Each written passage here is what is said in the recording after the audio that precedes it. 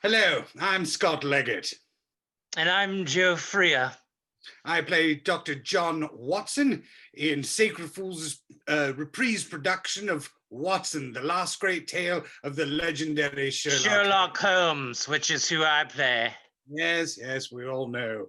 We'd like to wish you all a very Merry Christmas and Happy Holidays. Merry Christmas, bah humbug.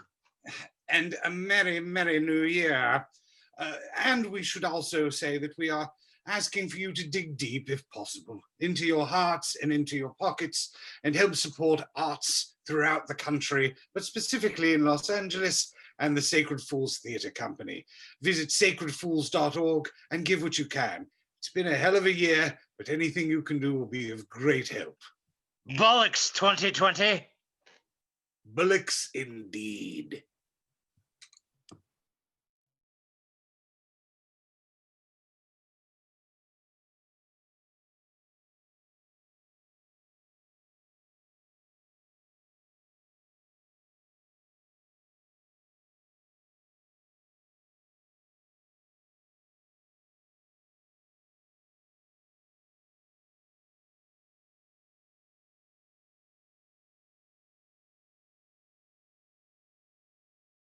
Hi everyone, happy holidays. My name is Madeleine. I am a member at Sacred Fools Theatre Company and I'm making some boozy cranberries. These work great as a cocktail edition, a different kind of cocktail edition. You can put them in cocktails, but they're really fantastic. You can put them in whiskey drinks, a cider drink, a lager drink. Don't put it in lager, I don't know. Chumbawamba, hooray! Things you'll need: water, a pot, a Tupperware to put it in while it's sitting in your fridge. Ingredients you'll need: water, sugar, you'll need some bourbon, you'll need some whole star anise, whole cinnamon sticks, whole peppercorn, ideally whole cloves. I didn't have any and I'm staying home and not going to the grocery store, so I just have some ground cloves, and I added some nutmeg in here because who doesn't like nutmeg? Orange for zest, and then you'll need cranberries. I prefer ocean spray because I can never find anything else. Anyway, you're gonna boil your water, which is gonna take a while. This is my dog. She doesn't like this. I'm gonna put her down now. All right, so it is boiling now, so I'm going to measure out a cup of sugar. It's beautiful. Now I'm just gonna dump it in here. And now it's hot sugar water. I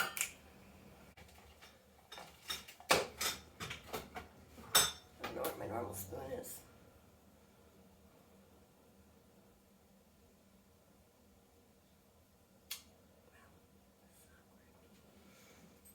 It was in the sink. It's cranberry time. Trademark.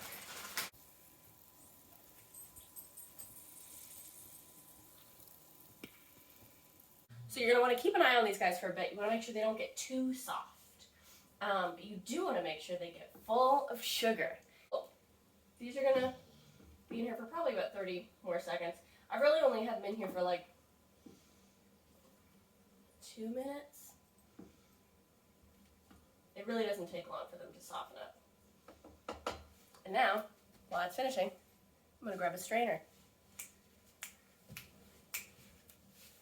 We'll strain these guys. I recommend doing this over the sink because the water has to go somewhere. And we have some lovely, look at those. Look at those. They look like little tomatoes, but they're not. All right, now we're gonna get some Tupperware. I use the cheap kind that I get at the grocery store. Steam. Now here is where my method differs from other people's. When my dad makes these every year, he likes to cool them down first. But I find that if you cool them down, you have to wait longer. I don't like doing that. So you can either cool them down for 20 minutes in the fridge and wait, or put the alcohol and sugar in now and be done with this sooner. Leave that up to you. You open your alcohol, and you're just gonna pour it in. Is there a correct amount?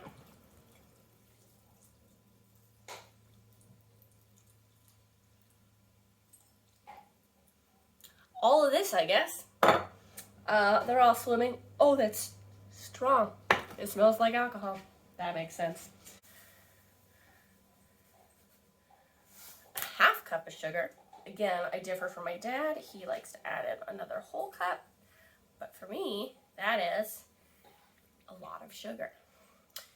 If you do plan on drying these out though, which is something you can do, add in the full cup because it'll make that process easier.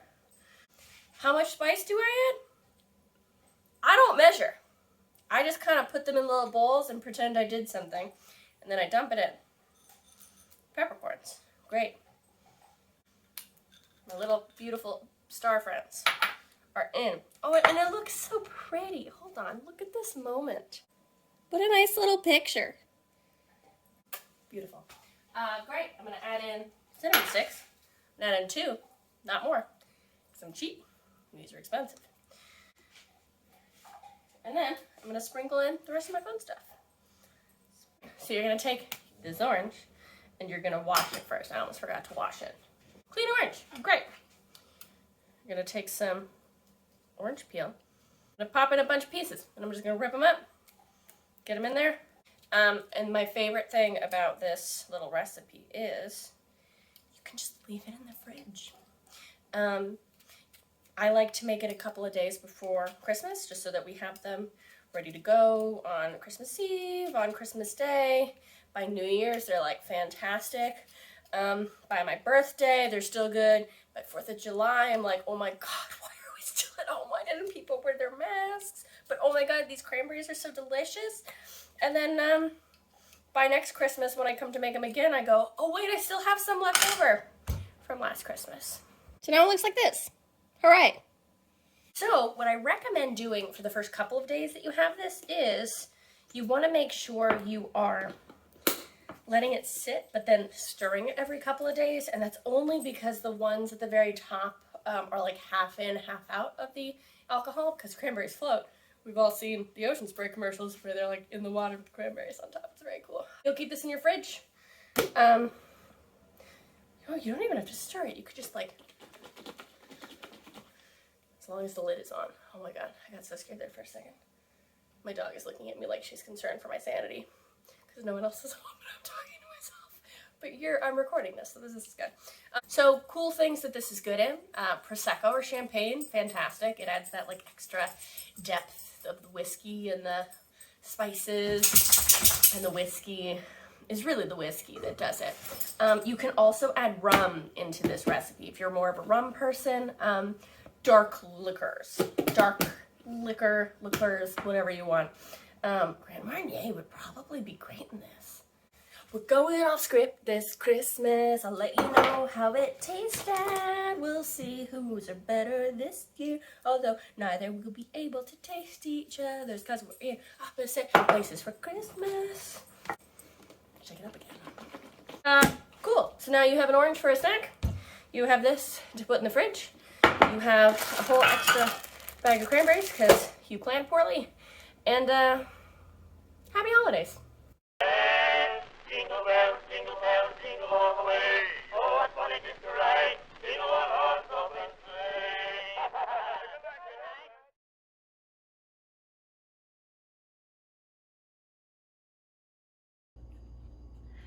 Hi friends, I'm here to help you celebrate the holidays by making some treats that are either great for your celebrations or giving to others. I'm making Bailey's Irish Cream Coffee Truffles. I'm gonna start with 8 ounces of chocolate chips. I did do this by weight, just so you know, on my little handy dandy kitchen scale. Then I put in 1/4 cup plus 1 tablespoon of coconut, full fat coconut milk. Also 1/4 cup plus tablespoon of Bailey's Irish Cream. I'm lactose intolerant, so I actually made a batch of these truffles with the Bailey's almond. Totally works. This is 1 tablespoon of butter, You could also substitute coconut oil if you wanted to in that. And just to give it a little extra kick, I'm gonna put in some instant coffee, maybe half this package. I don't wanna make these super coffee truffles. I just want that flavor to enhance the Baileys and enhance the chocolate. Cool, having a hard time with this. It's awesome. There we go. Now this is gonna go in the microwave for probably only 40 seconds, but I don't want you to put it in at 40 seconds. I want you to do it in 20-second bursts and stir it in between because we just need this to get smooth.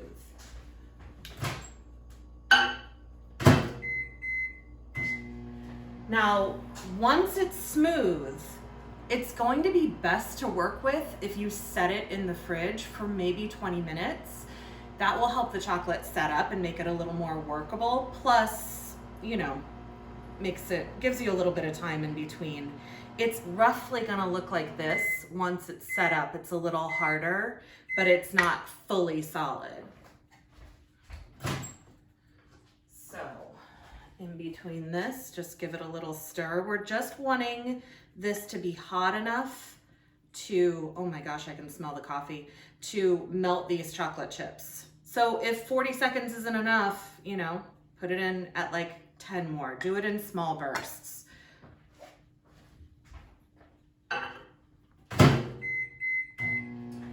Now, once you've let it set up, stir it after 10 minutes in the fridge, then let it set again. Once you've let it set up, I have a little bowl here with some water. It's gonna help my hands work with the chocolate a little more easily. And then I just take probably 1 to 1.5 inches, roll it around into a little ball. It's gonna look like mud for a second. And then I'm gonna drop it into some crushed almonds to coat the outside. Now, you don't wanna grab the ball itself, you wanna grab the actual almonds.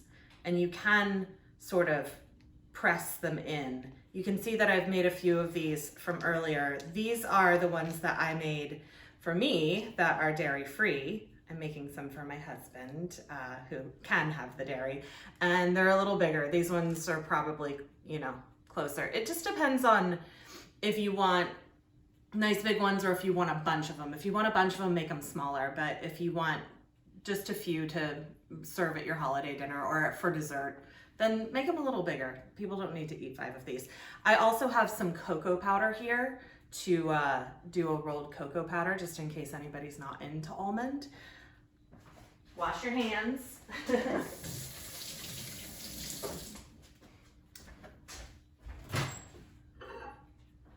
I think this is gonna do the trick. Yeah.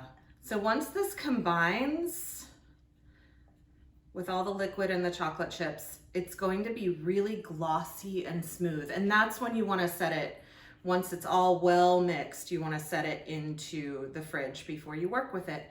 And that, my friends, is how you make some boozy truffles for your holiday celebration or for cookie exchanges or for just tiny little gifts. I usually wrap them in wax paper, keeps them from sticking to one another.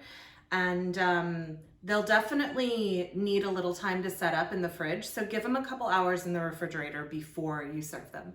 And that's it. I hope you have wonderful holidays. Happy truffles.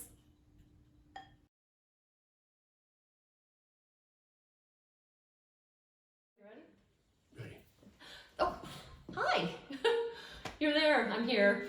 Yeah, you know, it's the holidays, and I have to do what I always do, and that is write a song. So I wrote this today. So I do have to look at the words a bit, but I really want to share this with you. Richard?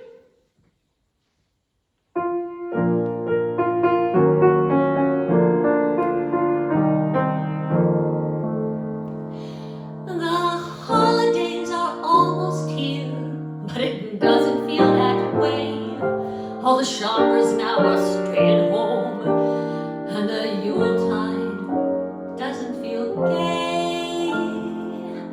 And worst of all, you can't come back to be here by my side.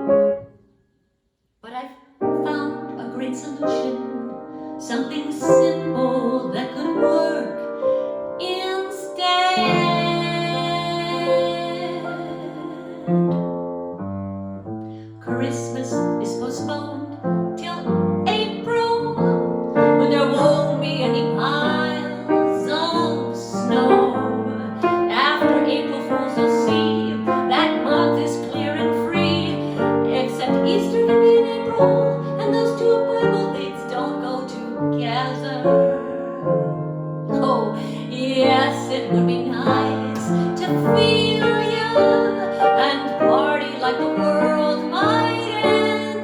Oh, but if we're broke, it's Christmas without all the stuff. And those vaccines are gonna make it kind of rough.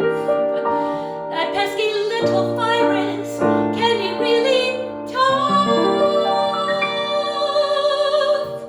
Oh, Christmas is postponed till April, but it might not be enough. Oh, I don't know. What can we do? Oh, I know. Christmas is postponed till August. Then everyone will be just fine. Except Fauci makes his face when we ask him about a date, when everyone will be protected and we'll be worrying about our fate. No, no. Yeah, we gotta just forget those Christmas expectations. Forget the tea leaves and tinsel too. Who needs to sing and drink to celebrate? Let's keep our family love for when it's safe. There's ways to have a very distanced holiday. Oh, Christmas ain't postponed. It's right now. No, you don't have to wait.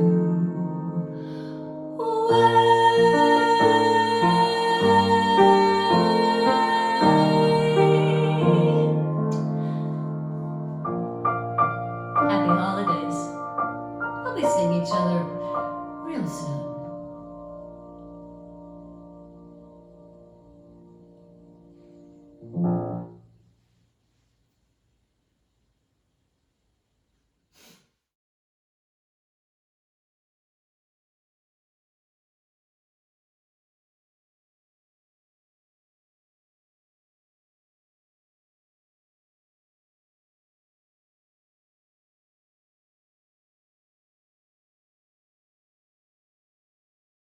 Tequila añejo, strong enough to stand up in a cocktail. Tequila corralejo. I have loved corralejo reposado for a really long time. It's the first time I've ever tried the añejo. And it's really nice. A lot of strong black pepper. I think it's going to work out well. Also an añejo that's still affordable enough to make sense. We've got Vedren creme de cacao, a dark creme de cacao from a great liqueur maker. A little bit of classic Kahlua. And then we're going to do a stovetop espresso. You can also make a strong, rich black coffee. That'll work out fine. We've got Bitterman's Mole bitters. Throw a little bit of spicy kick in there. And I always love mole. And then on top, cinnamon and a little orange peel. So let's start with our stovetop espresso. Now, I am making a batch of 2, so keep that in mind as I talk about amounts and ratios and all that. What I want is 1 ounce each of espresso.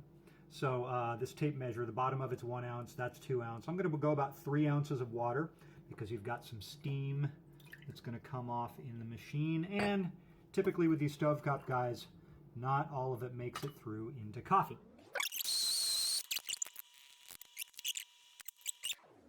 Boom. And now we wait. All right, with the espresso ready, I'm going to measure out my 2 ounces for 2 drinks. Of course, you want to be careful with any kind of hot liquid in glass, but I happen to know this is tempered glass, so we're okay. And I came out to about 1.5 ounces out of that 3 ounces of water, so that's fine. We're going to work with that. I'm going to put the hot water in first, and then start to add our liqueurs. And that's very specific. I'm not going to put the ice in right away because I don't want to do that super melt. What I want is to get all the liquid in there and then pack it with ice and chill it down as fast as possible. A couple of good squirts of the Bitterman's Mole bitters.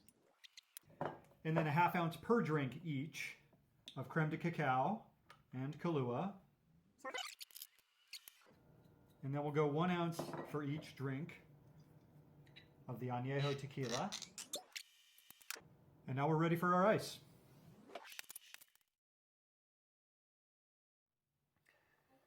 And now we will top it off with a little orange zest. and a touch of cinnamon. And there we are. Merry Christmas, Feliz Navidad, fuck 2020, happy solstice, whatever else you might want to recognize. Happy New Year. I hope to see you all inside the Broadwater again very soon.